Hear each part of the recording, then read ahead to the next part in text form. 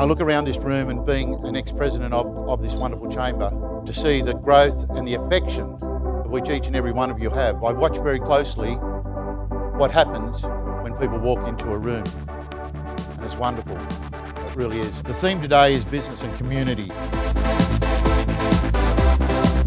It really probably should be business is community, because in reality, without community, there is no business. Isn't that right? In the sense of a business operates either within the community, within the local operation, and it sells and markets to a community, whether that's local, national or global.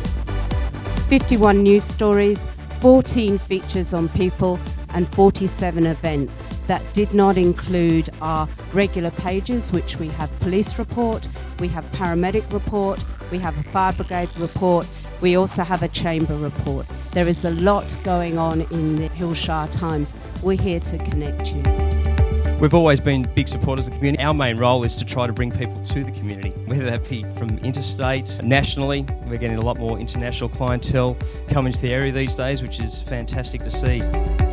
You're each involved in your own businesses, but what ways have you connected, say, with the community? You can't run a business in isolation from the community. Trying to get that work-life balance, which is almost impossible when you're working so many hours in your own business, but it was more about work-life integration. So that included getting involved with the kids' schools, involving the kids in the fundraising events.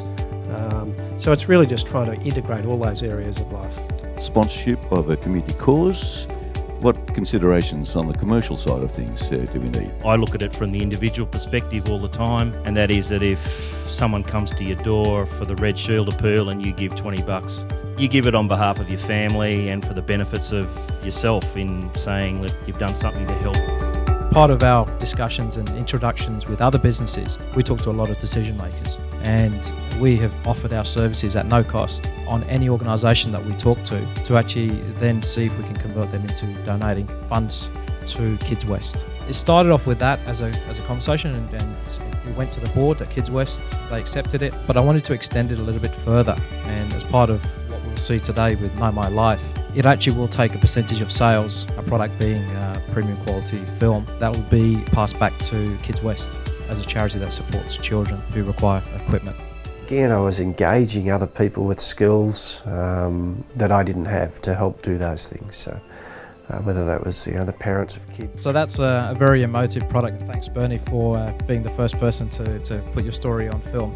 But that, from a community perspective, there are stories within families that need to be told, and typically, grandparents are wishing that their sons and their grandchildren would spend a little bit more time with them. But certainly, this type of product allows them to capture their story in a half-day production that then gets produced into a half an hour or an hour's movie that they can either give to their loved ones today, or they can give to them at a later date.